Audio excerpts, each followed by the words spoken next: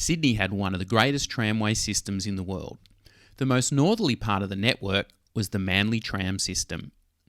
This independent, isolated system ran from 1903 to 1939, and there were three main lines. One ran north to Narrabeen, another shorter one ran north to Harbord Beach, and the final one, which is the topic of today's video, headed west from Manly to the Spit. Hi, I'm Marty and welcome to BackTracks. The Manly to Spit line, or the Spit to Manly line, was one of the more interesting lines of the Sydney system.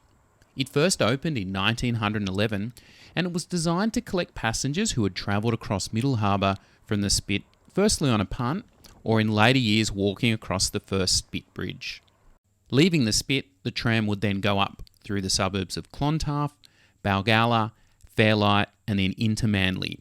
And once in Manly, they could transfer to one of the other two lines of the Manly system or catch a ferry back to Sydney. So let's go back to the start of the line. The line started with a loop terminus in what is today's Ellery Punt Reserve. This reserve is tucked away on the northeast side of Spit Bridge. It's surrounded by large trees and bushes, so passers-by on the busy Manly Road may have little idea it's here. And it's called Ellery's Punt Reserve because at one time there were 3 punts operating from this location. 2 of the punts were used to transport vehicles, and the third punt was used to transport trams between the North Sydney Tram System and the Manly system. It was the only link between these two networks. Intriguingly, the tram never actually carried passengers. And today you can still see some remnants of the punts, such as the punt ramps and other infrastructure. There's also a monument to the punts, although it's quite weathered and difficult to read.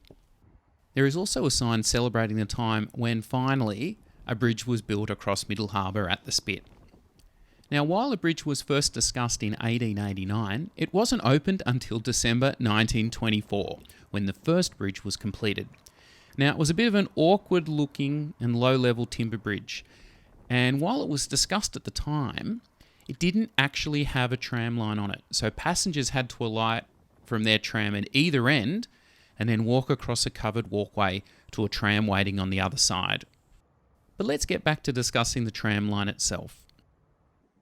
The first tram departed Manly on January 9th, 1911.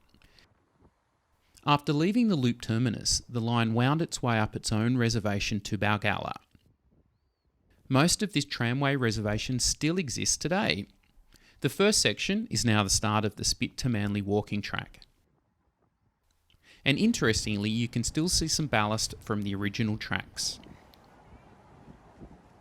A few hundred metres along, the Spit to Manly walking track leaves the former tram line, and the next section is quite overgrown. But once you get through that, on the other side, the line entered into present-day Heaton Avenue, the site of the former Parsley Loop. And then it continued up and then turned left into what is now Canangra Crescent. I'd driven this street a few times before I'd realised it was a former tram reservation. But looking at it now, it is quite an unusual street.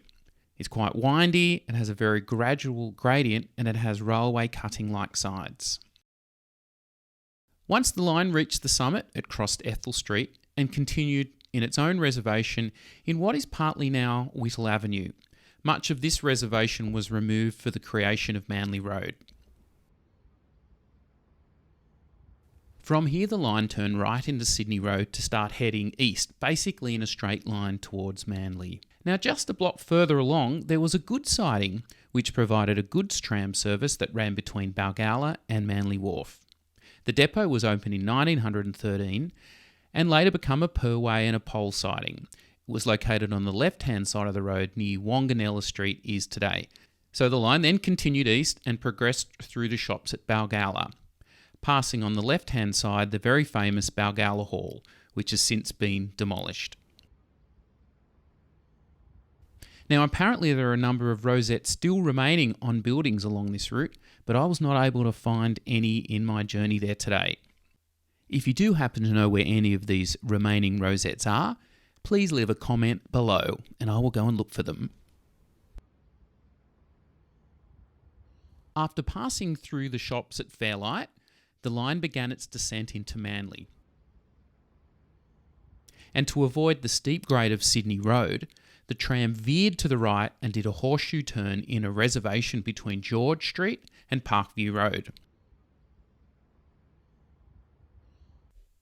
After the horseshoe, the line then crossed back over Sydney Road and did a big L shape through Ivanhoe Park in its own reservation. At peak times, such as Saturday afternoons, trams ran every 10 minutes on the line. So to keep up that frequency, there was a passing loop in Ivanhoe Park called the Ivanhoe Loop.